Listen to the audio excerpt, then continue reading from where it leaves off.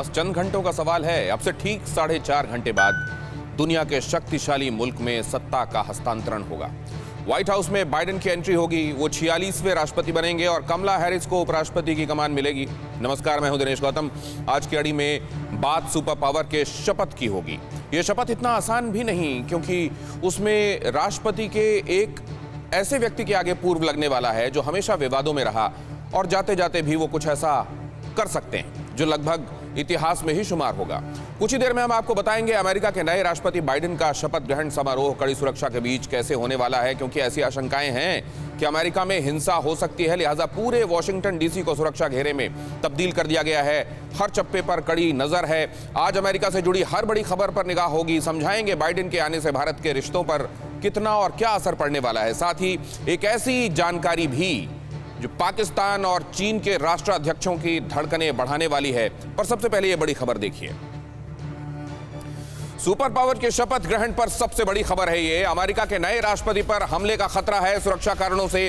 Train से नहीं आए जो बाइडेन, फ्लोरिडा से प्राइवेट प्लेन से वॉशिंगटन डीसी आए। टीम ने अंतिम वक्त में ट्रेन का सफर कैंसिल किया। इससे पहले आपको मालूम है कि परंपरागत तौर पर उन्हें एयरफोर्स का जो जहाज मिलना चाहिए था यहां शपथ ग्रहण में पहुंचने के लिए, ट्रंप ने वो मुहैया कराने से मना कर दिया था। फिर उनका ट्रेन से आने का कार्यक्रम था, लेकिन वो ट्रेन से नहीं आ रहे हैं बल्कि प्राइवेट प्लेन से पहुंच रहे हैं, क्योंकि रास्ते में उनकी सुरक्षा को लेकर अंदेशे जताए जा रहे हैं। इस तरह के साये के बीच, इस तरह के अंदेशों के बीच खुद अमेरिका में अमेरिकी राष्ट्रपति को खतरे के अंदेशों के बीच आज उनका शपथ ग्रहण होने वाला है। लेकिन क्या जल्द ही सब चीजें बदल जाएंगी या ये जो कुछ है ये लंबे समय तक रहने वाला है? इसको लेकर लोगों के बीच में बातचीत चल रही है। बातचीत ये भी कि किसको किसको उनके कैबिनेट में जगह मिलने वाली है। वो 15 अहम पोर्टफोलियोज, वो 15 सेक्रेटरीज कौन होंगे जिन पर पूरी दुनिया की निगाहें होंगी, उनमें से कौन कौन तय कर लिया गया है। और इसके अलावा इस पर भी निगाहें रहने वाली हैं कि वो प्रमुख मुद्दे जो हिंदुस्तान को खास तौर से प्रभावित करते हैं उसको लेकर जो बाइडेन क्या सोच रखते हैं। लेकिन अभी तो उनकी खुद की सिक्योरिटी को लेकर मसले चलते हुए दिखाई दे रहे हैं। उनको सफर के दौरान जिस मोड से आना था ट्रेन के जरिए, उसको बदला गया और प्राइवेट प्लेन से उनको अब यहां पहुंचाया जा रहा है। और इसके पीछे सुरक्षा कारण निहित हैं, क्योंकि कैपिटल हिल ने बीते दिनों जो देखा है उसके बाद से यहां बहुत तरह के अंदेशे लगातार हैं। हमारे साथ जुड़ रहे हैं खास मेहमान अशोक सज्जनहार साहब, पूर्व राजनयिक, हमारे साथ चर्चा का हिस्सा हैं। सुरेश गोयल मेरे साथ जुड़ रहे हैं, पूर्व राजनयिक। रोहित शर्मा सीनियर जर्नलिस्ट मेरे साथ चर्चा का हिस्सा हैं, अमेरिका से ज्वाइन कर रहे हैं। नेहा पंत सीनियर जर्नलिस्ट मेरे साथ इस चर्चा का हिस्सा हैं। आप सभी का बहुत स्वागत है। और आज जबकि नया राष्ट्रपति मिलने वाला है, सबसे बड़ी ताकत को इस दुनिया की क्या तब्दीलियां आने वाली हैं? दुनिया में क्या बहुत कुछ बदलेगा? क्या आज की दुनिया में जब संस्थाएं प्रमुख कही जाती हैं तब व्यक्तियों के आने से भी फर्क पड़ता है क्या? व्यक्ति कहते हैं संस्थान कई बार वो रंग लेने लगते हैं जहां जिस तरीके का व्यक्ति उन पर होता है। क्या ऐसा होने वाला है या व्यक्ति खुद को संस्थानों के हिसाब से ढालता है? अमेरिका जैसी जगहों पर क्या होने वाला है, इस पर चर्चा करेंगे। सिक्योरिटी कंसर्न जो आज दिखाई दे रहे हैं अमेरिका में, जो उथल पुथल आज दिखाई दे रही है, जो ब्लैक वर्सेस व्हाइट दिखाई दिया ट्रंप के जमाने में, जो दिखाई दिया कि वहां पर एक खास किस्म का अनरेस्ट जरूर था। कोविड को लेकर चुनौतियां, इकोनॉमी को पटरी में लाना, ये वहां की इंटरनल चुनौतियां, क्या इनका सामना करने के लिए जो बाइडेन और उनकी टीम तैयार है? किस तरीके की टीम को वो साथ में लेकर आ रहे हैं? क्या उससे सब चीजें ठीक होने वाली हैं? आज इस पर करेंगे हम चर्चा। लेकिन सबसे पहले तो अशोक सज्जनहार साहब, ये ऐतिहासिक है कि अमेरिका में वहां जो शपथ लेने वाला है उसकी सिक्योरिटी को लेकर इस कदर कंसर्न है खुद अमेरिका के अंदर। जी बिल्कुल, आप ठीक कह रहे हैं दिनेश। जो क्योंकि वहां पर देखिए, जो वहां पर हालात बने 6 जनवरी को, और किसी को ये बिल्कुल भी इसका अंदाजा ही नहीं था। हालांकि होना चाहिए था, मालूम होना चाहिए था, क्योंकि राष्ट्रपति ट्रंप इसके बारे में पहले बहुत समय से 3 नवंबर के बाद से ही वो बोलते जा रहे हैं जो ये इलेक्शन जो है हमसे चोरी गया है, किया गया, हमसे छीना गया है, स्नैच किया गया है। और वो अपने जो सपोर्टर्स थे उनको आह्वान दे रहे थे, जो आप आइए और वहां पर कैपिटल बिल्डिंग पर आप जाइए, अपना स्ट्रेंथ शो करिए। हालांकि उन्होंने कहा पीसफुली एंड पेट्रियोटिकली, परंतु जो वहां पर हालात हुए उसके बाद अब एफबीआई के ये भी कुछ रिपोर्ट्स आई हैं जो उनकी जो सिक्योरिटी स्ट्रक्चर है उसके अंदर से ही कोई ऐसे लोग उभर सकते हैं जो कि बाइडेन के विरुद्ध हो और ट्रंप के हितैषी हो। तो वहां के एफबीआई जो मैंने देखा है, उनकी न्यूज चैनल्स पर, टीवी चैनल्स पर वो आए हैं और उन्होंने इसके बारे में शंका जताई है, तो उसके वहां पर इसका भी वो बहुत अच्छी तरीके से इसको खोजबीन कर रहे हैं, जानने का प्रयास कर रहे हैं। 25,000 वहां पर नेशनल गार्ड्स आ गए हैं, मतलब उसको बिल्कुल ही एक वॉशिंगटन डीसी को एक फोर्ट्रेस बना दिया गया है, एक गैरिसन बना दिया गया है। मतलब वहां पर ज्यादा लोग वो सैनिक हैं, नेशनल गार्ड्स के सोल्जर्स हैं, और कम लोग हैं ये जो आम आदमी है। आखिरी चीज दिनेश मैं इसमें ये कहूंगा, जो क्योंकि कोविड-19 है तो इसीलिए वहां पर जो जश्न मनाए जाते हैं, गाला फेस्टिविटीज होती हैं, वो इतने ज्यादा आम आदमी नहीं होंगे, और जो आमंत्रित लोग हैं वो भी कम, उनका तादाद भी वहां पर कम होगी। तो बहुत ही विचित्र प्रकार का सीन होगा वहां। 11 हफ्ते का वक्त होता है जब प्रेसिडेंट इलेक्ट वहां पर सामने आ जाता है, और उसके बाद जब वो अपना चार्ज लेता है अपनी टीम के साथ, मतलब शपथ ग्रहण करता है, उस दौरान जो ये एडमिनिस्ट्रेटिव टीम बनाई जाती है उसकी जिम्मेदारी एक ट्रांजिशनल टीम देख रही होती है। रोहित के पास मैं चलता हूं। आज अभी तो वहाँ इनफैक्ट सुबह होने वाली है, उसके पहले रोहित हमारे साथ बैठे हुए हैं। रोहित, अमेरिका क्या अब पूरे तौर पर उस ट्रांजिशन से बाहर आ गया और अब प्रेसिडेंट के साथ आगे बढ़ने के लिए तैयार है, या अभी ट्रांजिशन इस फेज के खत्म होने में टाइम लगेगा? देखिए दिनेश, ट्रांजिशन में बहुत दिक्कतें झेलनी पड़ी बाइडेन एडमिनिस्ट्रेशन को, और मैं अभी आपको एक और जानकारी देना चाहता हूं। अब से कुछ ही क्षणों में व्हाइट हाउस से आखिरी बार निकलेंगे डोनाल्ड ट्रंप, और वो जा रहे हैं जॉइंट एंड्रूज एयरबेस, जहां पे वो फेयरवेल स्पीच देंगे। और जहां तक आपने ट्रांजिशन की बात की दिनेश, बहुत मुश्किल रहा बाइडेन एडमिनिस्ट्रेशन के लिए। उन्होंने बहुत बार खुद इसका इंडिकेशन भी दिया है कि उन्हें पूरी सहायता नहीं मिली जो बाइडेन से। और थोड़ी देर पहले जो आप कह रहे थे शो पे कि एक जो बहुत बेसिक चीज होती है इनकमिंग प्रेसिडेंट को, जो है एक फुल फ्लैज्ड एयरफोर्स 1 नहीं कहते उसे उस समय, लेकिन एक फुल फ्लैज्ड मिलिट्री एयरक्राफ्ट में लाया जाता है, उन्हें वो भी मुहैया नहीं कराया गया जो बाइडेन को। तो कहीं ना कहीं मुझे लगता है कि अमेरिका जो है अब आगे बढ़ना चाहता है, और इसमें अब बस कुछ ही घंटों की देर है दिनेश। हाँ, लेकिन आपने कहा कि ट्रांजिशन में दिक्कतें आई, तो क्या ये माना जाए कि ट्रांजिशन इज ओवर नाउ और अब चीजें स्मूथ इसके आगे हो जाएंगी? क्या नेहा पंत किस तरीके से देखती हैं? नेहा, आप किस तरीके से देखती हैं? क्या अब यहाँ के बाद, अब जाहिर है पावर उनके हाथ में होगी, चीजें उनके हिसाब से कमांड और कंट्रोल में होंगी, तो क्या अब वो जो समस्याएं थी उसमें फुल स्टॉप देखती हैं, या अभी इस वक्त लगेगा? जी दिनेश, मेरे हिसाब से अभी तो समस्याओं पे फुल स्टॉप लगने वाला नहीं है, क्योंकि जिस हिसाब से अगर आप देखिए सेनेट के रिजल्ट्स आए हैं, कांग्रेस के रिजल्ट्स आए हैं, तो बाइडेन के लिए सबसे ज़रूरी होगा बाईपार्टीसन सपोर्ट, यानी कि दोनों पार्टीज को कई मुद्दों पे साथ आके सपोर्ट एक दूसरे को करना पड़ेगा। इतना आसान ये ट्रांजिशन फिलहाल है नहीं।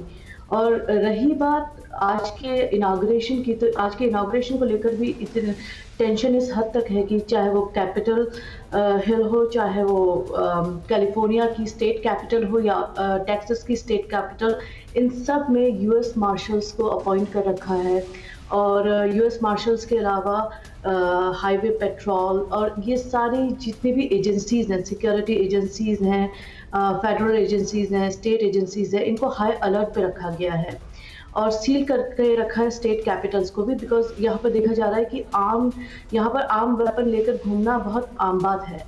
लेकिन इस बार ये इंश्योर किया गया है कि ये रूल कैलिफोर्निया में तो स्पेशली मैंडेटरी किया गया है। तो इम्पोर्टेंट है आपने जो बात कही कि अभी ट्रांजिशन में वक्त लगेगा, खासतौर से चीज़ों के स्मूथ होने में वक्त लगेगा। लेकिन मनीष झा भी हमारे साथ जुड़ रहे हैं, हमारे कॉरेस्पॉन्डेंट जो लगातार आपको एक्सटर्नल अफेयर्स के बारे में जानकारी देते रहते हैं। उनके पास हम जाएं उससे पहले सुरेश गोयल साहब के पास चलते हैं। ज़रा ये समझाइए सुरेश गोयल साहब कि ये जो है अमेरिका ने ये जो देखा है, इसको क्या ये माना चाहिए कि डेमोक्रेसी बेशक पुरानी है लेकिन आज भी इवॉल्व हो रही है और ये भी उसका एक फेज है, या ये माना जाना चाहिए कि आज तक की जो उपलब्धि थी उसमें ये ब्लॉट था और अब अमेरिका उसको किसी तरीके से उसको हटाएगा, उस पर उसको साफ करेगा? मेरा ख्याल है आपने जो कहा उनमें दो चीजें कही। उनमें से दूसरी बात कि ये जो डेमोक्रेटिक प्रोसेस है, वहां पर जो डेमोक्रेटिक इंस्टीट्यूशंस है उनके ऊपर एक ये ब्लॉट है, और मुझको आशा ये है कि जो ब्लॉट है ये एक टेम्पररी, एक बहुत छोटा सा मतलब कि टेम्पररी ब्लॉट होगा, क्योंकि यूएसए के जो इंस्टीट्यूशंस हैं वहाँ पर सुप्रीम कोर्ट से लेकर के कैपिटल हिल वगैरह सब मिलू करके नीचे तक जा करके ये बड़े स्ट्रॉन्ग इंस्टीट्यूशंस हैं।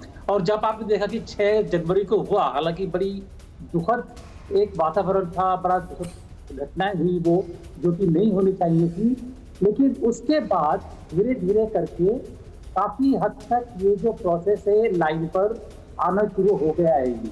तो उम्मीद ये है कि जहाँ तक ट्रांजिशन का सवाल है, ट्रांजिशन तो पूरा हो ही जाएगा, लेकिन इसके बाद बाइडेन को जब ये प्रेसिडेंट बन जाएंगे, ठीक है, राष्ट्रपति बनने के बाद में तब क्या मुसीबतें, तब क्या परेशानियां आएंगी, वो एक अलग चीज।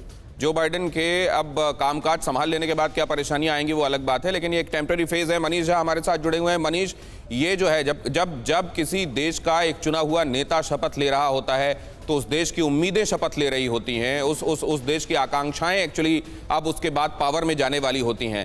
अमेरिका में फीलिंग्स, क्योंकि आप वहां होकर आए हैं, इलेक्शंस के दौरान आपने देखा है वहां क्या चीजें किस हिसाब से हुई हैं, क्या भावनाएं हैं, क्या स्पिरिट है इस दौरान अमेरिका की?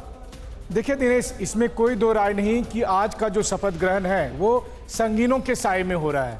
आज अगर ट्रांसफर ऑफ पावर हो रहा है, जो बाइडेन प्रेसिडेंट बन रहे हैं, तो तब हो रहे हैं जब पूरी वाशिंगटन डीसी जो शहर है वो संगीनों के साए में है, नेशनल गार्ड तैनात है। और ऐसी स्थिति में भले ही राष्ट्रपति चेंज हो जाए, लेकिन प्रेसिडेंट बाइडेन के लिए चुनौतियां कम नहीं होने वाली है, क्योंकि कैपिटल पर हमला करने वाले जो लोग थे वो बाहरी नहीं थे, वो अमेरिका के लोग थे। वो लोग जिसके बारे में ट्रंप कहते हैं कि 73 मिलियन लोगों ने उनको सपोर्ट किया। नहीं, लेकिन एक बात आपको रोकते हुए मैं यहाँ पूछ रहा हूँ, अब ये शपथ ग्रहण समारोह में एक्स प्रेसिडेंट्स भी पहुंच रहे हैं और उसमें से कई रिपब्लिकन भी पहुंच रहे हैं। क्या ये एक मैसेज होगा कि देखिए ट्रंप रिपब्लिकन पार्टी का एक तरीके से चेहरा नहीं है, हम सब हैं, और रिपब्लिकन कम से कम इस बात को एंडोर्स नहीं करते? क्या ये मैसेज और ये कारगर होगा? जरूर, ये क्यों नहीं होगा, क्योंकि देखिए डेमोक्रेट रिपब्लिकन से अलग दरअसल ट्रंप ने एक ट्रंपिज्म लाया है, और अब तो ट्रंप कह भी रहे हैं कि वो अपनी एक नई पार्टी लेकर आ जाएंगे, क्योंकि ट्रंप और उनके सपोर्टर्स जो हैं वो अभी फिलहाल बने रहेंगे। तो बाइडेन साहब के लिए ये बड़ी चुनौती होगी कि ट्रंप के सपोर्टर्स को ट्रंप की अगुवाई में किस तरह से काबू में करें। तो इसको एक तीसरे पहलू के तौर पर देखा जाना चाहिए, मनीष झा कह रहे हैं ट्रंपिज्म के तौर पर देखा जाना चाहिए, और इसलिए वो पैट्रियट पार्टी बनाने का ऐलान कर रहे हैं। लेकिन एक अहम खबर बताकर एक महत्वपूर्ण इंफॉर्मेशन मैं आपको देने वाला हूं, और उसके बाद फिर से मेहमानों का रुख करूंगा। चंद मिनटों बाद ट्रंप के आगे लगेगा पूर्व राष्ट्रपति का तमगा। वॉशिंगटन डीसी से फ्लोरिडा जाएंगे ट्रंप, एयरफोर्स वन की आखिरी बार सवारी करेंगे। बाइडेन के शपथ ग्रहण में शामिल नहीं होने वाले हैं। व्हाइट हाउस में शपथ ग्रहण की तैयारियां पूरी हो चुकी हैं, और यहां जैसा हमारे संवाददाता बता रहे हैं, मेहमानों से भी चर्चा हो रही है कि संगीनों के साए में, इस कदर सुरक्षा में पहली बार यहां शपथ ग्रहण होने वाला है। यहां कैपिटल हिल के वेस्ट फ्रंट पर यह शपथ ग्रहण होने वाला है, लेकिन बहुत ज्यादा सुरक्षा के बीच इस बार यहां शपथ ग्रहण होने वाला है। टीम क्या है, किन किन पर निगाहें हैं, वो 15 अहम डिपार्टमेंट्स कौन है जिनके सेक्रेटरीज पर पूरी दुनिया की निगाहें होती हैं, और उन 15 में से भी सबसे अहम कौन है, जरा वो देखिए, और उसके बाद आगे की चर्चा हम करते हैं। जैसा मैंने आपको बताया, 11 हफ्ते का वक्त होता है प्रेसिडेंट इलेक्ट के सत्ता संभालने के बीच में, और उस बीच में जो एक ट्रांजिशन टीम होती है वो तय करती है कौन कौन होगा। और यहां यह भी जरूरी नहीं होता कि चुना हुआ व्यक्ति ही मिनिस्टर बनाया जाएगा। अगर योग्य समझा जाता है तो वो कोई भी हो सकता है, वो सेनेटर हो सकता है, लेकिन जरूरी नहीं है कि उसी में से किसी को बनाया जाएगा। एक्सपर्ट को भी बनाया जा सकता है, यहां तक कि ऑपोजिशन पार्टी से भी अगर समझा जाता है कि वो ठीक है, उसको काम दिया जा सकता है और वो मामले का एक्सपर्ट है, तो उसको काम सौंपा जा सकता है। और इसीलिए एंटनी ब्लिंकन, 58 साल के ब्लिंकन को विदेश मंत्री बनाया जा रहा है। अमेरिका में विदेश मंत्री पर पूरी दुनिया की निगाह होती है, जाहिर है, क्योंकि एक्सटर्नल अफेयर्स, दुनिया के साथ उसके रिश्ते बहुत हद तक इस पर मुनहसर होते हैं कि वो कौन है जो गद्दी पर बैठने वाला है। ब्लिंकन और बाइडेन का रिश्ता बहुत पुराना है, दोनों दोस्त हैं, इसीलिए वो कन्फाइड कर रहे हैं इस व्यक्ति पर एक्सटर्नल अफेयर्स के लिहाज से। ओबामा के दौर में विदेश राज्य मंत्री और उपराष्ट्रीय सुरक्षा सलाहकार वो रह चुके हैं, उनके साथ काम करने का अनुभव है, उनके साथ केमिस्ट्री अच्छी है, और इसीलिए विदेश विभाग उनको सौंपा जा रहा है। लॉयड जे ऑस्टिन रक्षा मंत्री, और पहले अश्वेत रक्षा मंत्री होंगे। 67 साल के लॉयड जे ऑस्टिन रक्षा मंत्री नियुक्त किए जा रहे हैं। अमेरिका के पहले अश्वेत रक्षा मंत्री होंगे ऑस्टिन, और आप जानते हैं ये उस बैकग्राउंड में हो रहा है जब हमने देखा है ट्रंप के शासनकाल में वहां ब्लैक वर्सेस व्हाइट हुआ है। ओबामा के साथ काम कर चुके हैं 4 स्टार पूर्व जनरल, और इनको खासतौर से इराक में, अफगानिस्तान में मैदानी जंग के खासे अनुभव हैं। भारत अमेरिकी सेनाओं के संयुक्त अभ्यास में भी वो शामिल रहे हैं। और तब जबकि अब भारत और अमेरिका के बीच में साल भर में 300 इस तरीके के साझा सत्र देखने को मिलते हैं सैन्य अभ्यास के, तब इनकी भूमिका महत्वपूर्ण। बहुत कम बोलने वाले हैं ऑस्टिन, लेकिन उनके बारे में ये कहा जाता है कि वो काम से ज्यादा बोलते हैं, मुंह से कम। अब देखिए, जैक सुलिवान, ये राष्ट्रीय सुरक्षा सलाहकार बाइडेन के बेहद करीबी हैं और पसंदीदा व्यक्ति हैं, और आज तक के सबसे कम उम्र के राष्ट्रीय सुरक्षा सलाहकार वो होने वाले हैं। ओबामा और हिलेरी के साथ भी वो काम कर चुके हैं, तेज तर्रार हैं, मीडिया से दूरी बनाए रखते हैं, मतलब ये भी कम बोलते हैं, और हैं बड़े सख्त एडमिनिस्ट्रेटर। सुरक्षा मामलों पर बाइडेन उनसे हमेशा सलाह लेते हैं। 2012 में ईरान अमेरिका न्यूक्लियर डील में इनकी बहुत अहम भूमिका थी, लेकिन आप जानते हैं डोनाल्ड ट्रंप ने इस डील को रद्द कर दिया था। खास तौर से इन चेहरों को देखते हुए, इसमें से खास अगर आप एक बात ध्यान दे रहे हो कि इनमें से लाउड माउथ बहुत कम हैं, ज्यादा बोलने वाले लोग कम हैं, लेकिन काम करने वाले और काम से अपना परिचय बनाने वाले, अपना तारुफ दोनों दूसरों से कराने वाले लोग बहुत हैं। तो क्या हमको ये देखने को मिलता है, जो मेजर शिफ्ट देखने को मिलेगा, क्या ये देखने को मिलेगा इस एडमिनिस्ट्रेशन में कि हो सकता है बहुत सारी चीजें ट्वीट ना की जाएं, हो सकता है बहुत सारी चीजों की ट्रम्पेट ना बजे, लेकिन काम होता हुआ नजर आएगा क्या अशोक सज्जनहार साहब? नहीं, आप ठीक कह रहे हैं दिनेश। देखिए, मेरे ख्याल से जो ट्वीट से विदेश नीति चलाने का जो रिवाज है वो केवल ट्रंप ने किया है। उससे पहले भी अगर आप देखें तो चाहे Hillary Clinton secretary of state रही, जॉन करी सेक्रेटरी ऑफ स्टेट रहे, कोई अपनी ऐसी तूती नहीं बजाते थे, कोई ऐसे अपने ट्रम्पेट नहीं बजाते थे। वो ट्रंप साहब की खास स्वयं की उनकी अपनी विशेषता थी। परंतु एक चीज मैं और इसमें कहूंगा, क्योंकि जैसे आपने कहा एंटनी ब्लिंकन है, जेक सलिवन है, अगर भारत के नजरिए से देखें तो ये भारत को बड़ी अच्छी तरह जानते हैं। हमारे अब जो विदेश मंत्री हैं वो वहां पर एम्बेसडर थे, राजदूत थे जब बराक ओबामा का टेन्योर था, और ये उनके साथ चाहे जेक सलिवन हो, एंटनी ब्लिंकन हो, इनके साथ इनकी बड़ी अच्छी मित्रता है, बड़ी अच्छी तरह इनको जानते हैं, और वो लोग भी भारत को जानते हैं, और भारत में उनके जो इंटरलोक्यूटर्स हैं, उनसे बातचीत करने वाले हैं, उन सबको जानते हैं। तो इन सब को देखते हुए जो अभी तक अनाउंसमेंट हुई है, विलियम बर्न्स आ रहे हैं CIA के चीफ बनकर, वो भी डिप्टी सेक्रेटरी ऑफ स्टेट थे बराक ओबामा के समय में। तो ये सब जो है, ये इन सब को देखते हुए मुझे ये बहुत उम्मीद है। वैसे ही वहां पर देखिए दिनेश, बाईपार्टिसन सपोर्ट है, जो भारत और अमेरिका के रिश्तों को हमको आगे लेकर जाना है, उनको और सुदृढ़ करना है। आपको ये भी मालूम है जो राष्ट्रपति इलेक्ट जो बाइडेन ने 2006 में कहा था, जो वो ये उम्मीद करते हैं जो 2020 में भारत और अमेरिका सबसे घनिष्ठ मित्र होंगे। तो अब संयोग ये है जो वो अब राष्ट्रपति बन रहे हैं, और ऐसे लोगों को उन्होंने इन उच्च पदों पर स्थापित किया है जो कि भारत को अच्छी तरह जानते हैं, भारत के साथ अच्छे संबंधों को आगे वो बढ़ाना चाहते हैं। तो ये बड़ी अच्छी बात है। नेहा पंत, ये जो आप देख रहे हैं, कुछ एक चीजें जो पहली बार, जैसे सबसे कम उम्र का राष्ट्रीय सुरक्षा सलाहकार, पहली बार कोई अश्वेत रक्षा मंत्री के तौर पर, इससे क्या फर्क पड़ेगा, खासतौर से ब्लैक लाइफ मैटर्स जैसे मसलों को दिमाग में रखते हुए, या ये रखते हुए कि क्या जिन देशों के साथ भारत ये समझता, भारत की स्ट्रैटेजिक पार्टनरशिप के हिसाब से, क्या आपको लगता है उसमें और कोई पुश मिलेगा, या जो पहले से चलती हुई नीतियां हैं वो उसी तरीके से चल रही होंगी? देखिए दिनेश, ये बात बिल्कुल सही है कि बाइडेन ने जो अपना कैबिनेट इस बार डिसाइड किया है वो बहुत ही ज़्यादा डाइवर्स है, और इस डाइवर्स में हर स्टेट को, हर एथनिसिटी को रिप्रेजेंटेशन दिया गया है। लेकिन उसके अलावा सबसे इम्पॉर्टेंट बात इस बात में ये है कि ये जो पर्टिकुलर कैबिनेट है, ये एक तरह से एक मैसेज देने की कोशिश की गई है यूनाइटेड स्टेट्स को, कि यूनाइटेड स्टेट्स एक मेल्टिंग पॉट है। ये ना ब्लैक्स का है, ना ये वाइट्स का है, ना ये एशियंस का है, ये बल्कि हर इसमें नेटिव अमेरिकन से लेके, ब्लैक से लेके, एशियन से लेके हर किसी को इसमें रिप्रेजेंटेशन मिला है। लेकिन इसमें एक बहुत इंपॉर्टेंट नाम है जो हमें नहीं भूलना चाहिए, वो भी इंडिया के लिहाज से, वो नाम है कर्ट कैंपबेल। कर्ट कैंपबेल जो है वो कोऑर्डिनेटर का काम करेंगे इंडो पैसिफिक और जो यूनियन अभी बना हुआ है उसके लिए, और ये बहुत ही स्ट्रॉन्ग अलाय रहेंगे इंडिया के, क्योंकि ये हमेशा से इस फेवर में रहे हैं कि जैसे कंट्रीज हैं ऑस्ट्रेलिया, साउथ कोरिया, जापान, ये सब साथ आके एक क्वाड बनाएं, और इस क्वाड को ये भी सपोर्ट करते रहे हैं। तो इसके अलावा जो एंथनी जे ब्लिंकन का बीजिंग स्केप्टिक रवैया है वो शुरू से ही बहुत लेकिन अगर आप देखें नेहा, एक्सियोस ने जो रिपोर्ट का हवाला दिया था जिसमें वो 10 पन्ने की रिपोर्ट जो ट्रंप के समय 2018 में बनाई गई थी, उसमें ये कहा गया था कि देखिए अगर आपको नॉर्थ कोरिया से और चाइना से निपटना है तो आपको किस तरीके से इंडो पैसिफिक में क्या स्ट्रैटेजी रखनी है। मुझको नहीं लगता कि उसमें कोई बहुत अपसाइड डाउन चीजें देखने को मिलेंगी। लेकिन सुरेश गोयल साहब से मैं एक चीज समझना चाहता हूं, कहा यह जाता है कि डेमोक्रेट्स में इस समय जो लेफ्ट विंगर्स हैं उनका बड़ा दबदबा है। जो बाइडेन के बारे में तो यह कहा जाता है कि वो सेंट्रिस्ट हैं, लेकिन उधर बड़ा दबदबा इस समय लेफ्ट ओरिएंटेड सोच का है। क्या इसका असर इन तमाम लोगों पर दिखाई देगा जो अलग अलग पोर्टफोलियो संभाल रहे हैं, या जो बाइडेन क्योंकि ऊपर बैठे हुए हैं उनका असर ज्यादा होगा?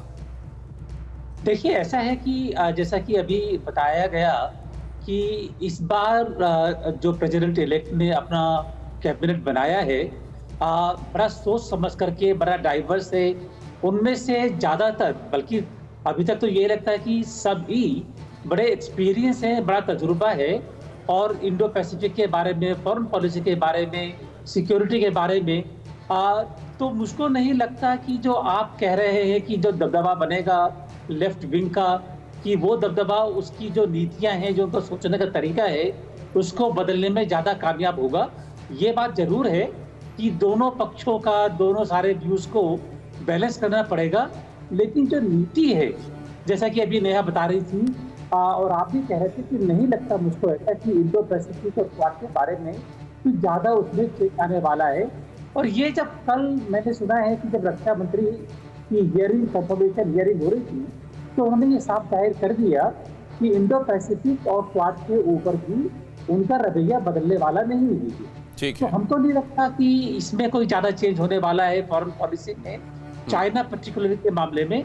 हाँ, इतना जरूर है कि एक चीज जो बदल सकती है, जहाँ मुझको लगता है कि ट्रंप जो है इंटरनेशनल स्टेज से धीरे धीरे बाहर होते जा रहे थे। पेरिस अकॉर्ड से बाहर हुए, यूरोपियन यूनियन से नाता तोड़ रहे थे, नाटो को धमकियां दे रहे थे। वो उसमें, उस रवैये में जरूर कुछ ना कुछ बदलाव आएगा। इंडो पैसिफिक को लेकर बहुत चेंज नहीं, लेकिन क्या नाटो और यूरोप को लेकर एक मेजर शिफ्ट देखने को मिल सकता है क्या? रोहित शर्मा के पास मैं चलता हूं। यूरोप को लेकर हमने देखा कि ट्रंप का रवैया क्या था, लेकिन सबसे पहले जो बाइडेन ने इलेक्ट होने के बाद ब्रिटेन और जर्मनी के राष्ट्राध्यक्षों से बातचीत की थी। क्या रोहित, इसमें एक बड़ी तब्दीली देखने को मिल सकती है?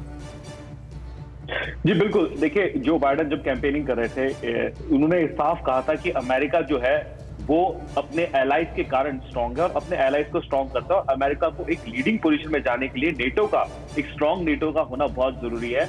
और जहां तक देखिए, अभी तक जितने नाम हमने आपने बताया, आपने इंट्रोड्यूस किए जितने नाम यहाँ पे जो बाइडेन की टीम आ रही है, इनमें से अगर आप हर किसी का ट्रैक रिकॉर्ड उठा के देखें दिनेश, तो हर कोई इस बात से बिल्कुल समर्थन रखता है कि अमेरिका का जो रोल है वो अपने एलाइज को स्ट्रांग बनाने में है, उससे अमेरिका का जो इन्फ्लुएंस है ओवर द वर्ल्ड वो काफी स्ट्रांग होता है। तो एक शिफ्ट जरूर हमें देखने को मिलेगा। और जो ओबामा बाइडेन ईयर थे, जिस तरह उस तरह एक पॉलिसी चल रही थी ओबामा एडमिनिस्ट्रेशन के टाइम पे, हमें उसी तरह की एक पॉलिसी देखने को मिलेगी जो बाइडेन के अंदर में। दिनेश, कहा यह जाता है कि देखिए महत्वपूर्ण मसलों पर जनरली सातत्य देखने को मिलता है, कॉन्टिन्यूटी देखने को मिलती है एक देश के मामले में। वहां पर लोग बेशक वो बदल जाएं जो कुर्सी पर बैठने वाले हैं।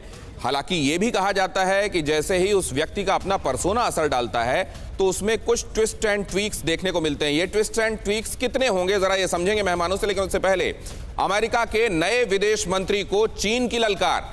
बाइडेन प्रशासन का चीन के खिलाफ रुख सख्त रहेगा। नए विदेश मंत्री ब्लिंकन ने भारत से मदद की गुजारिश की। अमेरिका को भारत की मदद की हमेशा ही जरूरत, कहा ब्लिंकन ने। आतंकवाद को जड़ से खत्म करने के लिए भी अमेरिका तैयार। ये स्टेटमेंट्स ये बताते हैं कि महत्वपूर्ण मसलों पर अमेरिका कैसा रहने वाला है। मनीष के पास हम चले, लेकिन उससे पहले आपको एक बार फिर एक महत्वपूर्ण इंफॉर्मेशन की तरफ मैं ले आता हूं। मनीष, मैं आपके पास जब आऊंगा तो खास तौर से ये समझूंगा कि रक्षा के क्षेत्र में कहा यह जाता है कि 70 के दशक में सोवियत संघ के साथ हमारी जो कुर्बत थी वो आज अमेरिका के साथ है। एक साल में 300 के आसपास साझा अभ्यास अब देखने को मिलते हैं, जो 70 के आसपास एक होते थे। ये भी देखने को मिला कि पहले लिमोआ को आगे बेका कॉमकोसा तक अगर बढ़ाया गया तो ये आगे भी चलता रहेगा। क्या ऐसा ही आप सोचते हैं? लेकिन उससे पहले बाइडेन आएंगे तो भारत के लिए क्या लाएंगे? खास तौर से हमको, हिंदुस्तानियों को यह समझने की जरूरत है कि बाइडेन के अब सर्वोच्च कुर्सी पर बैठने से क्या फर्क पड़ने वाला है हिंदुस्तान को। भारत अमेरिका के रिश्तों में ज्यादा बदलाव आने की बात नहीं कही जा रही विशेषज्ञों की तरफ से। इस समय देख रहे हैं आप ताजा तस्वीरें, वो विशेष हेलीकॉप्टर जिसके जरिए यहां पर जो बाइडेन शायद पहुंच रहे हैं, इसके बारे में मनीष हमको ज्यादा बेहतर बताएंगे। मनीष। बिल्कुल, देखिए ये जो हेलीकॉप्टर आपको दिख रहा है, मुझे लगता है कि ये व्हाइट हाउस का जो साउथ लॉन है वहाँ पर है, और यहाँ से जो बाइडेन, यहाँ से प्रेसिडेंट ट्रंप की जो विदाई हो सकती है। प्रेसिडेंट ट्रंप यहाँ से एंड्रूज बेस जाएंगे और फिर एंड्रूज बेस से वो एयरफोर्स वन के जरिए वहाँ से फिर फ्लोरिडा जाएंगे। तो ये जो कार्यक्रम था, उस कार्यक्रम के तहत ये हेलीकॉप्टर आपको दिख सकता है, अगर मैं गलत नहीं हूँ।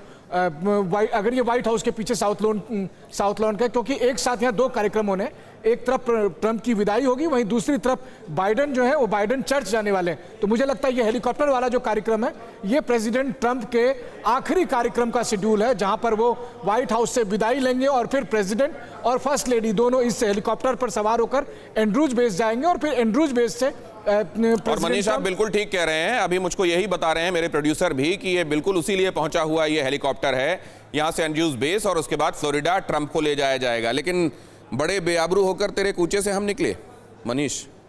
हाँ, अब देखिए, और ये हालात उन्होंने खुद बनाए, मतलब इस सब के लिए अगर कहा जाए, उनके अपने एम्बेरसमेंट के लिए या जैसा भी उनको लग रहा होगा, कहा जाए तो उन्होंने बुनियाद से लेकर वो पूरी इमारत जो बनाई है उन्होंने खुद बनाई है।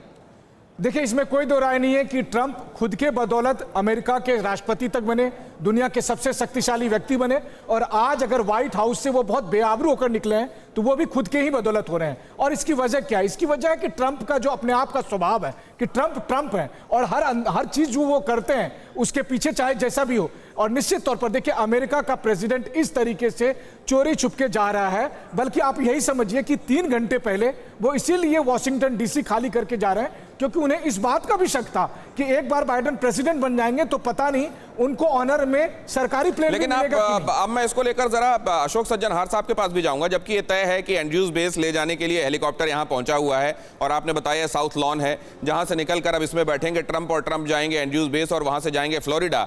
अब मैं ये भी समझना चाहता हूं अशोक सज्जनहार साहब से कि हिंदुस्तान आज किस तरीके से याद कर रहा होगा ट्रंप को, नॉस्टैल्जिया गैलोर या फिर नॉस्टैल्जिया साथ में ये भी कि अगर इतनी अच्छी मित्रता और इतना सब कुछ छवि के हिसाब से हिंदुस्तान के लिए बढ़िया था तो कम से कम जाते जाते ये सब चीजें बदमजगी नहीं करनी चाहिए थी।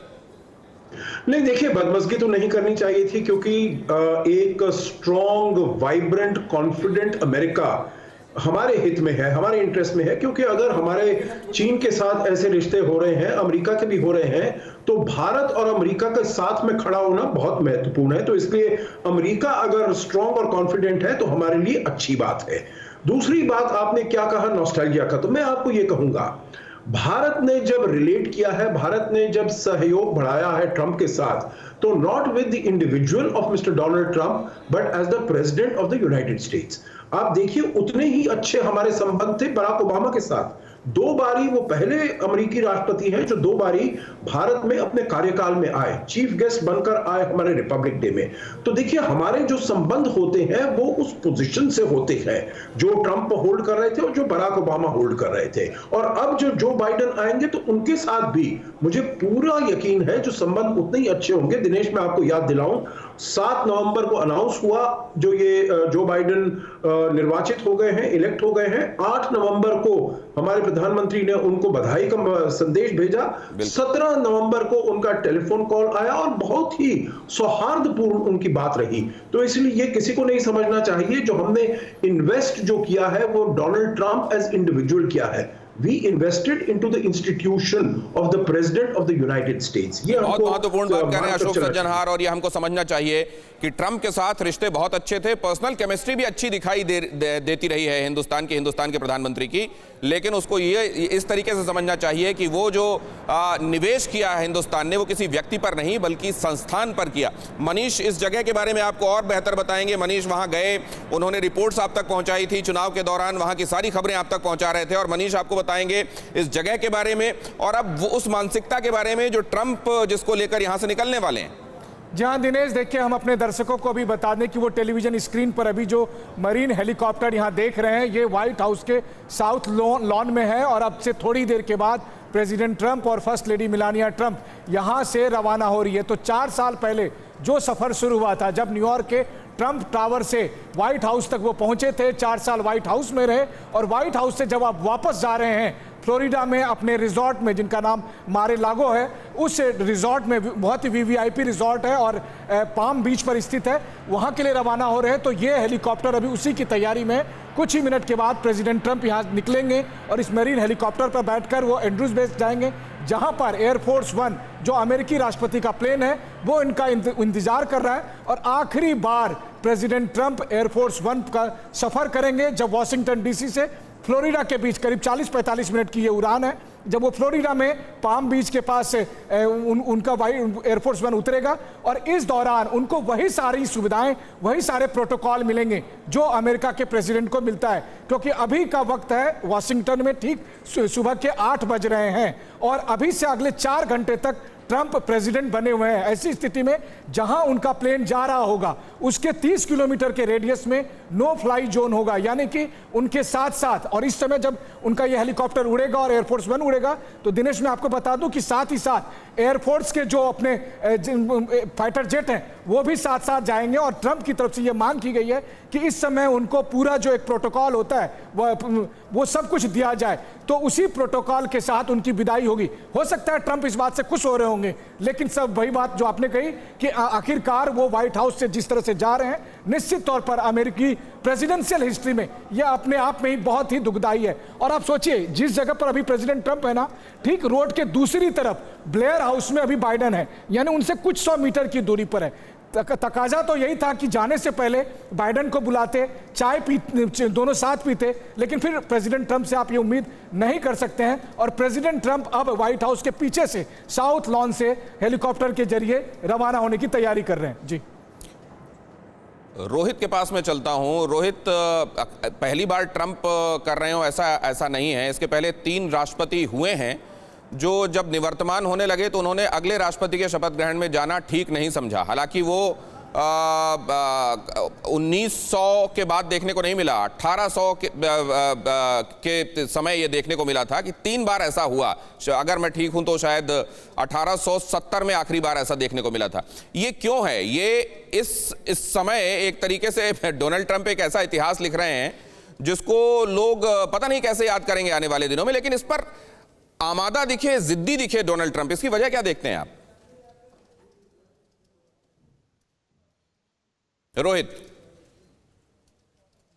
रोहित, आपका ऑडियो मुझ तक नहीं पहुंच रहा है। मैं इस सवाल को लेकर सुरेश गोयल साहब के पास जाता हूं। हेलो, आ गया आपका ऑडियो आ रहा है, बोलिए। Okay, sorry. हाँ, देखिए दिनेश, पिछले 4 साल में डोनाल्ड ट्रंप के कार्यकाल के दौरान बहुत सारे ऐसे लोग थे जो उनके साथ काम कर रहे थे। उन्होंने बहुत सारी किताबें लिखी और उन किताबों में कहीं ना कहीं ये पाया गया है और कि डोनाल्ड ट्रंप सिर्फ खुद की सुनते हैं, वो अपने क्लोजेस्ट एडवाइजर्स की भी नहीं सुनते। तो अगर वो शायद, जो हम बार बार कहते हैं, ग्रेसफुल एग्जिट लेने की कोशिश करते चुनाव हारने के बाद, तो आज जो नजारा हम देख रहे हैं ये बिल्कुल अलग होता। आप देखिए, साथ ही साथ ये तो है कि वो इनकमिंग एडमिनिस्ट्रेशन और जो बाइडेन का स्वागत नहीं कर रहे, जो उन्हें करना चाहिए। वो ऐसे राष्ट्रपति बन के निकल रहे हैं जिनपे 2 बार, एक नहीं 2 बार महाभियोग चला है। अमेरिका में आज तक सिर्फ 4 बार इंपीचमेंट हुआ है और 2 बार तो सिर्फ डोनाल्ड ट्रंप के ऊपर हुआ है।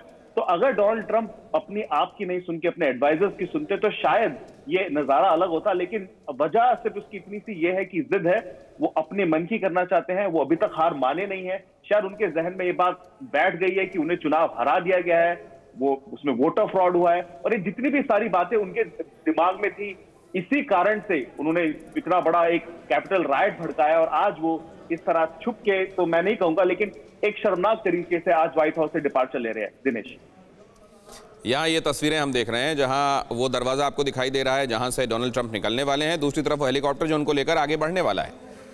और हम बात यही कर रहे हैं कि डोनाल्ड ट्रंप ने अपने खुद के लिए इस तरह की सिचुएशन क्यों पैदा की। क्या वो जानते हैं और ये भी कैलकुलेटेड है, आने वाले दिनों में एक अलग पार्टी का लॉन्च, उसके लिए तैयारी, अपने लोगों को, समर्थकों को पोलराइज्ड रखने के लिए, ये सब क्या ये भी हो सकता है सुरेश गोयल साहब? ये देखिए, ट्रंप ने अनाउंस तो कर दिया है कि वो जो है अपना एक अभियान है वो चालू रखेंगे एक नई पार्टी बनाएंगे, उसका क्या महत्व रहेगा, यूएस की पॉलिटिक्स में उसकी क्या इंपॉर्टेंस रहेगी, इसके बारे में अभी कहना बहुत मुश्किल है। लेकिन ट्रंप की अगर हम उनकी आदतों को, उनकी नेचर को समझें तो ट्रंप साहब बेसिकली बिजनेसमैन, उनके लिए हर एक चीज एक सौदा है कि इस हाथ से लिया, इस हाथ से दिया। पॉलिटिकल प्रोसेस में इस तरह के सौदे ज़्यादातर छोटे होते चल जाते हैं, वक्त के लिए ज़्यादा लंबे नहीं चल पाते। तो मुझको नहीं लगता कि इसके बाद ट्रंप की पॉलिटिकल भूमिका यूएसए में एक डिसरप्टर तो हो सकती है, लेकिन कोई बड़ी भूमिका मेरे को होने की उम्मीद अब आगे नहीं गई है। और दूसरी चीज़ में छोटी सी चीज़ कहना चाहता था आपसे कि ये सब जो प्रोटोकॉल हो रहा है ट्रंप साहब के लिए, ये एक बड़ा नॉर्मल प्रोटोकॉल है। जो आउटगोइंग प्रेसिडेंट है उनको पूरा प्रोटोकॉल दे करके जो प्रेसिडेंट को होता है कि जो एयरफोर्स 1 का प्लेन मिलता है, सिक्योरिटी है, ये सब सुरेश साहब वही तो कि प्रोटोकॉल इनके लिए तो है, लेकिन जो नया प्रेसिडेंट आ रहा है कम से कम उसको भी एयरफोर्स का प्लेन जाने देना चाहिए था। नेहा पंत के पास मैं जाना चाह रहा हूं। नेहा, एक बात मुझे समझाइए कि ये प्रोटोकॉल के हिसाब से होती हुई चीजें जो नजर आ रही हैं, इसमें क्या चीजें ऐसी हैं जो दिख नहीं रही लेकिन हो रही हैं? मेरा कहने का मतलब ये है, कहा जाता है ठंड और बेइज्जती जितनी महसूस कीजिए उतनी लगती है। क्यों डोनाल्ड ट्रंप ने अपने लिए स्थितियां पैदा की? आपके पास मैं आऊंगा, लेकिन उससे पहले बाइडेन के आते ही चीन की बढ़ेगी आफत। खुफिया प्रमुख एवरिल हैंस का बहुत बड़ा ऐलान, चीन के खिलाफ आक्रामक रुख अपनाएंगे हैंस। अमेरिकी सुरक्षा और समृद्धि के लिए चीन खतरा, चीन को गैर कानूनी कार्रवाई करने नहीं देंगे, कहा हैंस ने।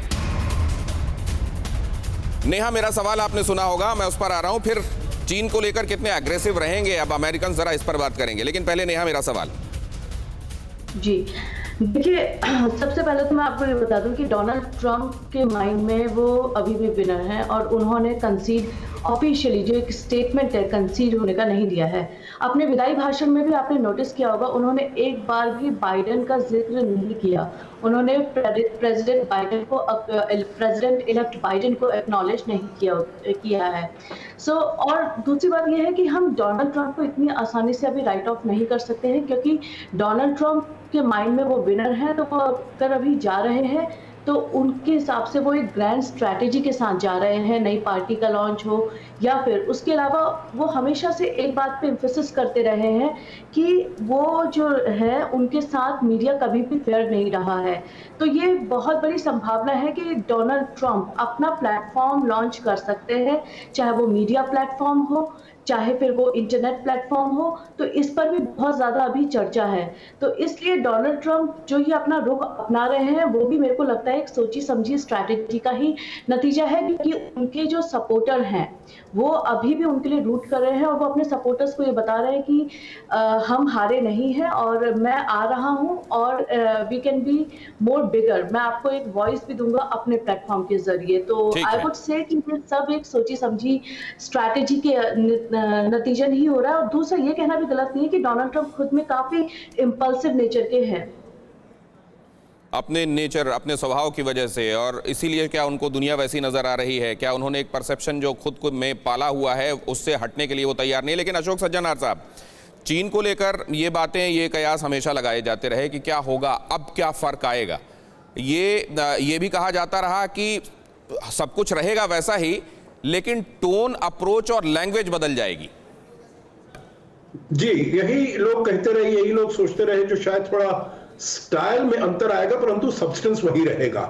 और सबसे जो अहम बात इसमें ये थी, तो लोग सोच रहे थे जो ये इंडो पैसिफिक का जो कॉन्सेप्ट शुरुआत हुई थी 2007 में, उसके बाद 2017 में मनीला में राष्ट्रपति ट्रंप ने इसको आगे बढ़ाया है और उसके साथ साथ क्वाड को भी फिर से उन्होंने जागृत किया है। तो क्या ये चलेगा या नहीं चलेगा? तो मेरे विचार से अभी जो इन्होंने अनाउंस किया है, जो इंडो पैसिफिक कोऑर्डिनेटर होगा Kurt Campbell national security council में, ये मेरे विचार से बहुत ही अहम अनाउंसमेंट है। कर्ट कैम्पबेल वहां के बहुत रिस्पेक्टेड, बहुत सीनियर और उनका बहुत अच्छा वहां पर प्रोफाइल है। तो उनको यहाँ पर अपॉइंट करना तो मेरे ख्याल से बिल्कुल इंडिकेटर है जो वो जो बाइडेन समझते हैं जो 2021 का जो दुनिया है वो 2016-17 की नहीं है। जैसे उन्होंने चीन के साथ नरमी से बर्ताव किया था 2016 में, वो 2021 में नहीं चल सकता है। तो काफी एलिमेंट्स जो राष्ट्रपति ट्रंप की स्ट्रेटेजी थी उसको भी वो आगे ले जाएंगे, थोड़ा सा सॉफ्ट अप्रोच के साथ। लेकिन ये जो बाइडेन ही थे जिन्होंने 2008 में जो न्यूक्लियर डील ऐतिहासिक हुई हिंदुस्तान के साथ, उसके लिए रजामंद किया था, एक ओपिनियन मेकिंग का काम वहां पर किया था। ये भी कहा था कि मैं यूएन सिक्योरिटी काउंसिल में हिंदुस्तान को परमानेंट देखना चाहता हूं। ये उस समय की बातें और माइंडसेट आज भी चल रहा होगा क्या मनीष, या तब्दीली आई होगी? नहीं, देखिए इसमें कोई दो राय नहीं है कि जो बाइडेन भारत और अमेरिका के संबंधों को मजबूत करने में उन्होंने एक बहुत बड़ी भूमिका निभाई है। 2008 के सिविल न्यूक्लियर डील का मसला हो, या फिर मुझे याद है कि जब 2015-16 में जब प्रधानमंत्री नरेंद्र मोदी अमेरिकी कांग्रेस को इसी कैपिटल बिल्डिंग में, जहां पर कि अभी उनका शपथ ग्रहण होना है और पिछले कुछ हफ्ते से वो बहुत चर्चा में है कैपिटल बिल्डिंग, यहीं पर जब प्रधानमंत्री नरेंद्र मोदी संबोधन कर रहे थे तब दोनों सदनों की संयुक्त सदन की अध्यक्षता कर रहे थे जो बाइडेन।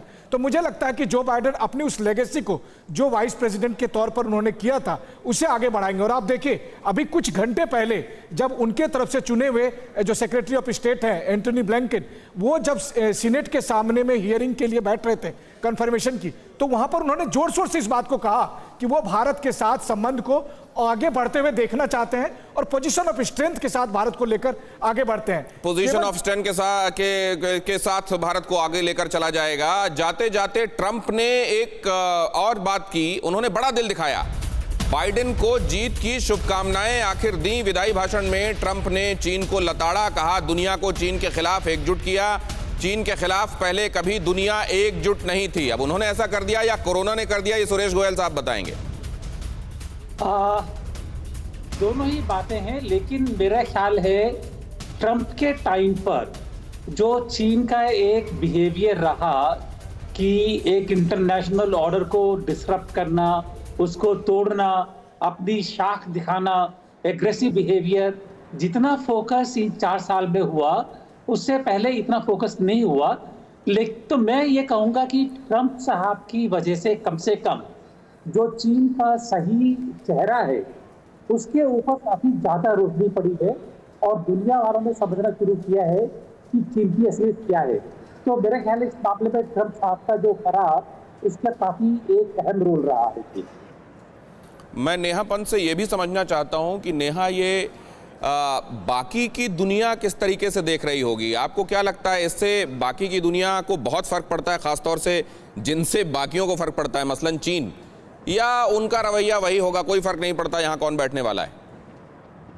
नहीं, देखिए अभी बाकी की दुनिया की नज़रें इस एडमिनिस्ट्रेशन पे हैं और बहुत ज़्यादा उम्मीदें हैं। स्पेशली अगर आप यूरोपियन यूनियन की बात करें तो ट्रंप के एडमिनिस्ट्रेशन में जो यूएस के मेन अलाई थे, यूरोपियन अलाई थे, इनमें काफ़ी फ्रेगमेंटेशन हुआ है। तो बाइडेन की जो कोशिश है वो यही रहेगी कि वो अपने यूरोपियन अलायंस जो अलायंस हैं उनको वापस साथ में लाएं। और कहीं ना कहीं बाइडेन ने ये बात का भी इंडिकेशन दिया है कि वो अपने यूरोपियन अलायंस को लेते हुए साथ में चाइना के खिलाफ जो एक सेंटिमेंट बना हुआ है यूएस में, उसको वो अलाइव ही रखेंगे। लेकिन नेहा फिर चीन में आतिशबाजी और ढोल धमाका क्यों हो रहा है जो बाइडेन के शपथ लेने पर, ये भी हम आपसे समझेंगे। लेकिन उससे पहले ट्विटर पर प्रेसिडेंट बाइडेन को मिलेंगे 0 फॉलोअर्स और बाइडेन के शपथ के बाद उसको रीसेट किया जाएगा।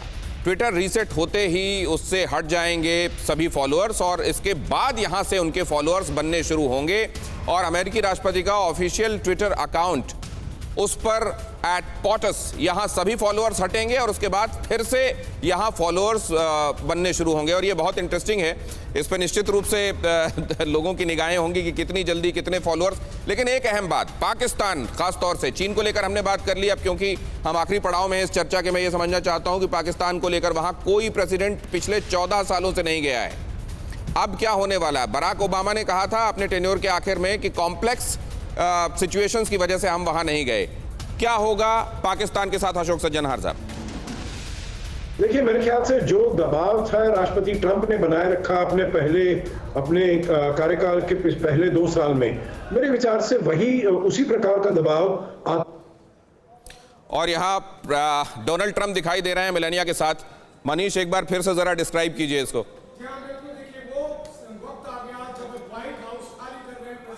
ट्रंप और फर्स्ट लेडी मेलानिया ट्रंप, अभी जो आप तस्वीरें देख रहे हैं ये व्हाइट हाउस के साउथ लॉन की है, जहां पर कि उनका इंतजार कर रहा है मरीन वन हेलीकॉप्टर, और इसी हेलीकॉप्टर में चढ़कर वो पहुंचेंगे एंड्रूज बेस। और अभी आप देखिए प्रेसिडेंट ट्रंप यहां पर खड़े हैं, उनके साथ फर्स्ट लेडी खड़ी हैं, उनके आसपास जो लोग मौजूद हैं, यहाँ कुछ चुनिंदा लोग हैं जो करंट है अभी उनके साथ जो स्टाफ है वो। इससे पहले एक छोटा सा विदाई समारोह हुआ व्हाइट हाउस में, लगभग 1 घंटे का ये कार्यक्रम था। उन्होंने अपने कुछ पुराने स्टाफ को भी आमंत्रित किया था, लेकिन बहुत सारे जो पुराने स्टाफ हैं, चाहे वो farmer white house chief of staff और इसके अलावा फॉर्मर जो उनके कलीग सब थे, बहुत सारे कलीग नहीं आए। वाइस प्रेसिडेंट माइक पेंस तक उनके विदाई समारोह के लिए नहीं आए। और अब देखिए किस तरह से अकेलेपन में, अगर मैं कहूं तो ये गलत नहीं है कि बहुत ही अकेले होकर अब वो आगे बढ़ रहे हैं। इस समय जब विदा करने के लिए हैं तो सिर्फ और सिर्फ कुछ सरकारी स्टाफ ही यहां पर प्रेसिडेंट ट्रंप के साथ है। तो यही प्रेसिडेंट ट्रंप ने 4 साल में कमाया।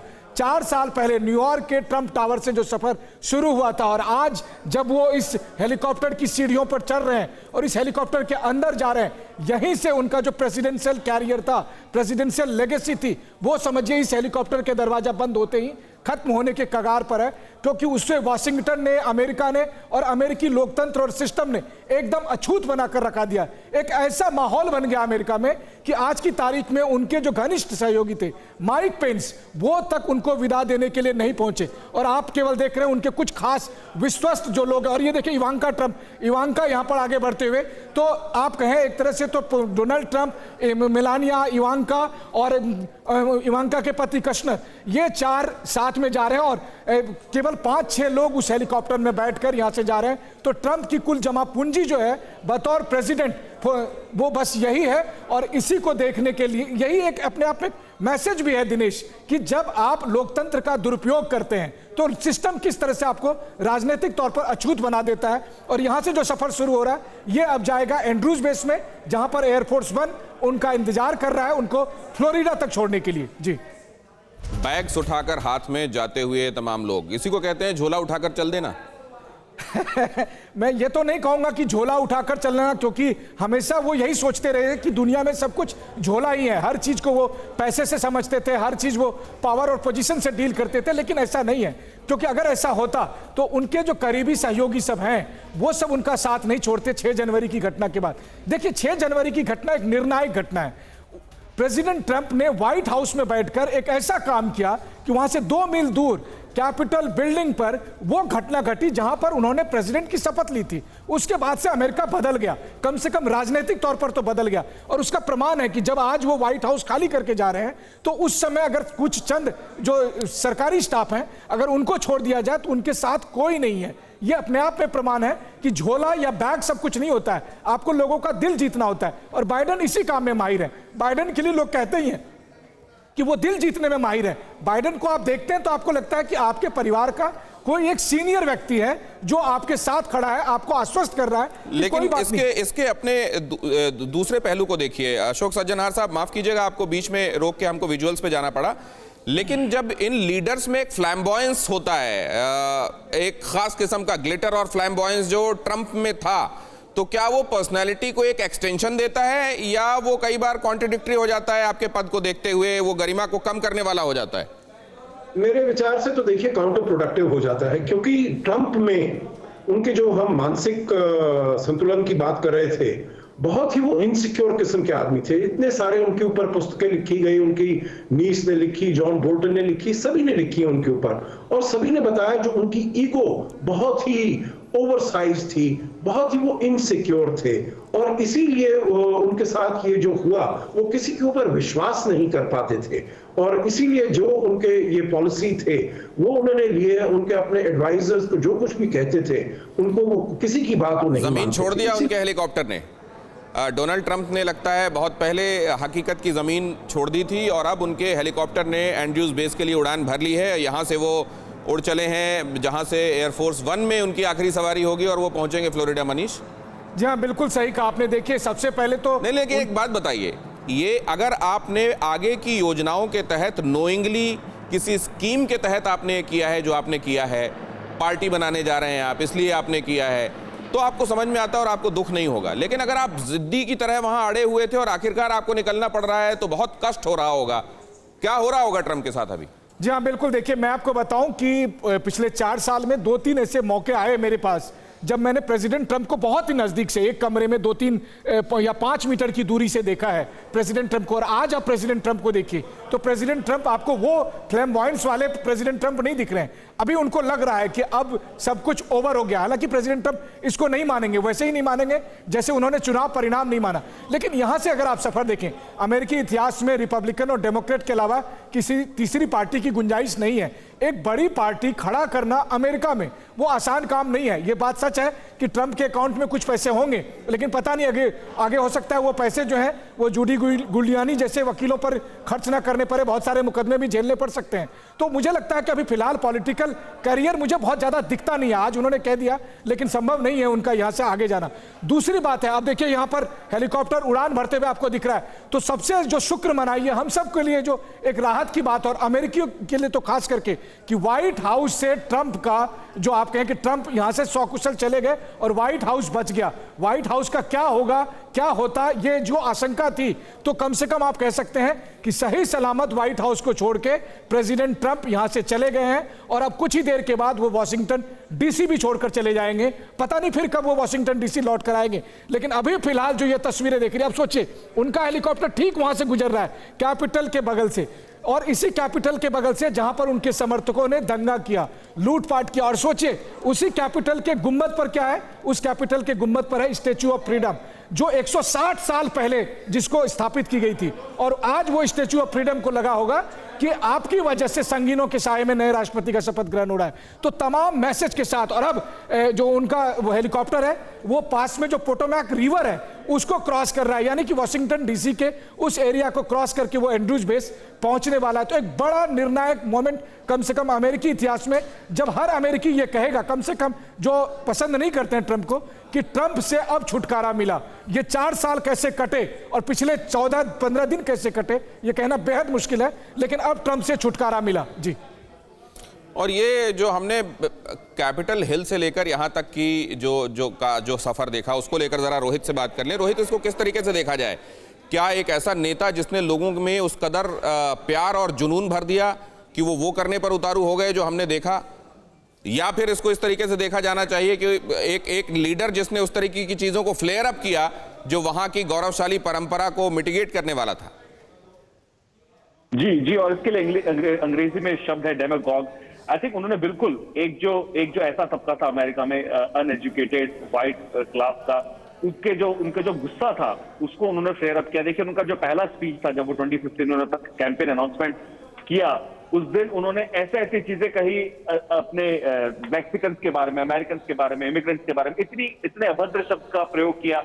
और उसी को वो पूरे 4 साल कैंपेन 2015 जून से लेके 2020 तक वो उसी को फ्लेयर अप करते रहे। और देखिए डोनाल्ड ट्रंप के सपोर्टर्स का सवाल है, दूसरी वाली विजुअल बाइडेन की है ब्लेयर हाउस से निकलने का, जब चर्च जाएंगे। अभी रोहित आपके साथ साथ यहाँ मनीष ये भी बताते जा रहे हैं कि विजुअल्स में क्या दिखाई दे रहा है। उन्होंने अभी ये बताया ब्लेयर हाउस से अभी बाइडेन निकले हैं, अभी जो हेलीकॉप्टर दिखाई दिया है। नहीं दिनेश, मैं आपको बता दूं कि जो हम लोग स्क्रीन पर एक और दूसरा विजुअल दिखा रहे हैं वो दरअसल ब्लेयर हाउस का है, व्हाइट हाउस के ठीक सामने में, जहां पर प्रेसिडेंट बाइडेन, ये जो देखिए आप जो तस्वीर देख रहे हैं अभी, ये पेड़ के साथ जो लगी हुई है, यहां पर जो सिक्योरिटी गार्ड सीक्रेट सर्विस के खड़े हैं, ये दरअसल ब्लेयर हाउस की तस्वीर है। और इसी गेट से अभी आपको प्रेसिडेंट इलेक्ट बाइडेन निकलेंगे और फिर उनका कार्यक्रम है कि वो चर्च जाने वाले हैं, जहां पर कि प्रेसिडेंट इलेक्ट बाइडेन होंगे, उनकी पत्नी होगी, इसके अलावा कमला हैरिस और उनके पति होंगे, और साथ ही साथ नैन्सी पेलोसी, और फिर जो सीनेट के मेजॉरिटी और माइनॉरिटी पार्टी के लीडर हैं, ये सब चर्च में उनको ज्वाइन करेंगे। एक प्रेयर होगा और उसके बाद फिर बाइडेन साहब जो है वो कैपिटल की तरफ रवाना होंगे। तो एक तरफ जहां व्हाइट हाउस से, टाइमिंग देखिए दिनेश कितना इंटरेस्टिंग है, एक तरफ व्हाइट हाउस खाली करके जो है ट्रंप साहब जा रहे हैं, और दूसरी तरफ बाइडेन तो व्हाइट हाउस के ठीक सामने ब्लेयर हाउस से निकल रहे हैं, चर्च जाएंगे और फिर उनके व्हाइट हाउस आने का रास्ता तय होगा। जी। अभी रोहित आपके साथ साथ यहाँ मनीष ये भी बताते जा रहे हैं कि विजुअल्स में क्या दिखाई दे रहा है। उन्होंने अभी ये बताया ब्लेयर हाउस से अभी बाइडेन निकले हैं, अभी जो हेलीकॉप्टर दिखाई दिया है। वो जाता था कि हम निकले, वो मुझे शेर की लाइन याद आ रही है। लेकिन इसको लेकर एक बार फिर से रोहित के पास चले। रोहित, आपकी बात अधूरी रह गई थी, पूरी कीजिए जल्दी से। जी बस दिनेश, मैं यही कह रहा था कि उन्होंने उस एंगर को टैप किया और आज अनफॉर्चुनेटली वो जो एंगर है वो कंसोलिडेट हो चुका है। 75 मिलियन लोगों ने डोनाल्ड ट्रंप के लिए वोट किया है। यहाँ पे काफी ऐसे लोग हैं जो अभी भी ये मानते हैं कि डोनाल्ड ट्रंप से इलेक्शन जो है चुना गया, तो अमेरिका के लिए अगले 4 साल बहुत मुश्किल होने वाले हैं। दिनेश, नेहा, अब खासतौर से अमेरिकियों ने अपनी विशलिस्ट के हिसाब से किन चीजों पर टिक मार्क कर लिया है कि अब तो ये होगा ही, और किन चीजों को लेकर आपको लगता है कि वहां अंदेशे हैं कि अब ये मामला पड़ गया खटाई में? देखिए, सबसे बड़ा जो अभी विश लिस्ट कहें या फिर चैलेंज कहें वो है कोरोना वायरस को कंट्रोल करना। और अभी बाइडेन एडमिनिस्ट्रेशन के लिए बहुत बड़ा चैलेंज होगा कि वो कोरोना वायरस का जो ये पैंडेमिक है इसके हिसाब से जो छोटे बिजनेसेस हैं और जो दूसरे हॉस्पिटैलिटी सेक्टर है, वहाँ जो एविएशन सेक्टर के नुकसान को मैनेज करें और कैसे इकोनॉमी को वापस ट्रैक पे लाएं। दूसरा, इमिग्रेशन यहाँ बहुत बड़ा मुद्दा है और इमिग्रेशन हाउल को लेकर भी बहुत ज़्यादा उम्मीदें हैं बाइडेन एडमिनिस्ट्रेशन से। जैसे कि आपको पता है कि ट्रंप ने यहाँ डाका यानी कि जो इलीगल इमिग्रेंट्स आए थे, जिनके बच्चे यहाँ पर उनके साथ आए थे, उनको एक ओबामा ने प्रोटेक्शन प्रोवाइड की थी, एक अम्ब्रेला प्रोवाइड की थी डाका के अंदर। उसको ट्रंप ने कई बार थ्रेटन किया है, तो बहुत सारे लोग उम्मीद कर रहे हैं कि इस बार कई डाका जो एप्लीकेंट्स हैं और जो डाका रिसीवेंट हैं उनको सिटीजनशिप का पाथ उनके लिए इंश्योर होगा। और यहाँ पर हमारे संवाददाता आपको ये बताते जा रहे हैं कि आपको नजर क्या आ रहा है स्क्रीन पर, ये 2 हेलीकॉप्टर्स क्या हैं मनीष? जी हाँ, बिल्कुल। देखिए, इस समय जब प्रेसिडेंट ट्रंप का जो मरीन वन हेलीकॉप्टर आगे बढ़ रहा है एंड्रूज बेस की तरफ, तो उनके साथ साथ चल रहे हैं 2 और हेलीकॉप्टर जो दोनों तरफ से बाईं और दाईं तरफ से सुरक्षा भी दे रहे हैं और आसपास निगरानी भी कर रहे हैं, क्योंकि आखिरकार अभी अगले 4 घंटे तक के लिए डोनाल्ड ट्रंप ही अमेरिका के प्रेसिडेंट हैं।